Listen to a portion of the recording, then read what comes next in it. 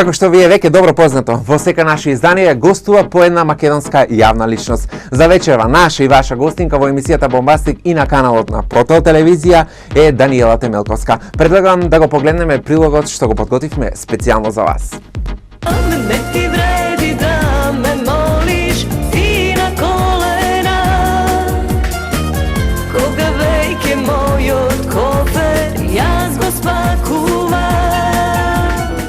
Ете, почитувани гледачи, вечерва во вечерашно издание на емисијата Бомбастик, наша и ваша гостинка е Даниела Темелковска. Едно големо здраво и како се чувствувате во моментот овде во Пробиштип? Бомбастично, морам да кажам. Бидејќи емисијата го носи тој наслов. Одлично. Не сум за прв пат, може да се изјавам само луга. Значи не сум за прв пат во Пробиштип, се гледам и се дружиме веќе 4-5 пати до сега, морам да кажам. Прекрасни луѓе, прекрасна публика, секогаш расположена за добра забава, јас сум воодушевена.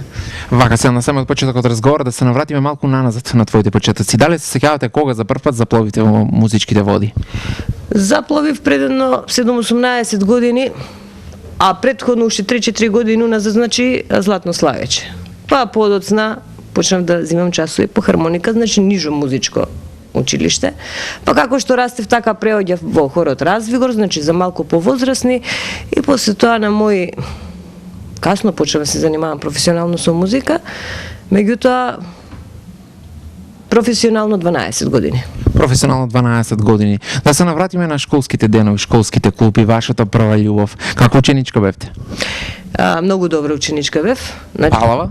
Па бев палава. Секогаш бев тужибава, мораше се искарам јас, па учителке тој ми го зема моливот, па тој ми ја зема гумата, па овој не е мир. Дали бегавте од часови? Па не бегав од часови, значи па морам да кажам дека бев примерен ученик.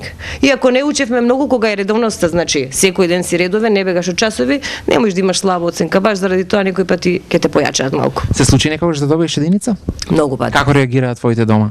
Не реагираа моите дома, јас реагирав така малку нервозно, меѓутоа имав голема поддршка од дома, знам баш кога првата оценка ја добив онака слава, бев разочарана, како ќе кажам дома, бидејќи морам да кажам дека детството ми беше навистина убаво, имав многу разбрани родители и баш заради почитувањето према нив, мојата прва слаба оценка кога ја добив, бев така збунета и реагирав онака малку исплашено и тажно, меѓутоа добив многу голема поддршка од дома, као ќерко, па ти не си ни прва ни последно, значи не е тоа ништо страшно, така да има време, годината е пред тебе и ќе ја поправиш.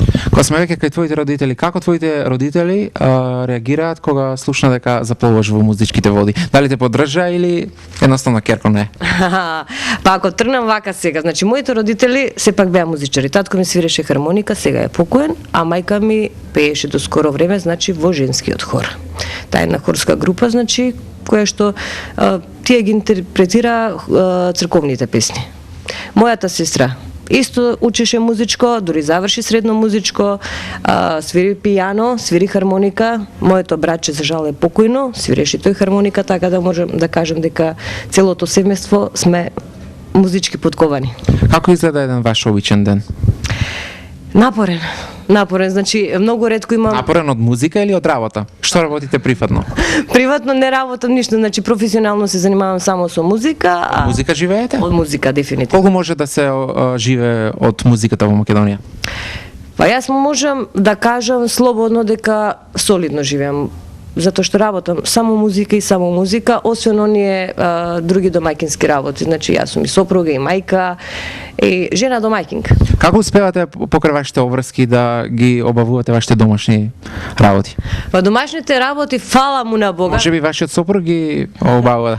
Па некој пат помага, значи кога гледа дека немам време за нешто да стигнам и без да му кажам, значи неговата помош е тука максимална. Што значи прави јадење, пере, пегла? Па не пере, јадење може да направи, значи обично ручек ми припремаат кога се враќам од странство. Да. Ме пречекуваат со ручек или вечера, зависи кој време се враќам назад. Може да измие некога штањери, а да пере и да пегла, не пере, не пегла и не мете. Дали ќе се сетите на некоја интересна случка до сега што ви се случила на вас? Може би вака прифатно, може и во музиката. Случки има не една, него 1001. Еве, најинтересната што е? Најинтересно, може да кажам најтажната и најреволтирачката случка. Може, ајде. Бидејќи многу често патуваме нели преку океанските земји, последното патешествие што мене ми беше онака неубаво, значи не неубаво во смисла на концерти на турнеја, значи све било совршено, све било убаво и фала му на Бога што е така преполни сали. Најизреволтирана бев значи на последното мое патување кое што траеше 42 часа од Скопје до Сиднеј. Значи имавме 15 сати чекање во Цирих. Тука веќе ми се чини дека легнав болна и не можев да се опоравам никако во Австралија. Таму беше лето, ние дојдовме од сред зима во сред лето, така да цела моја турнеја поминав болна. Да се навратиме малку на вашиот професионален план, односно музиката. До сега колку имате CD издадено, колку ваши песни имате направено, каде се настапувате? Па вака, 4 CD до сега имам извадено, тоа се по 10 песни некаде, значи на некој има и 8 песни, а на последните две по 10. Значи тоа доаѓаат некаде околу 40 на песни. Петото CD сега го спремам, веќе е испремен материјалот, уште една песна, не знам дали ќе успеам, бидејќи многу малку време имам, повеќе време сум во воздухот колку на земја.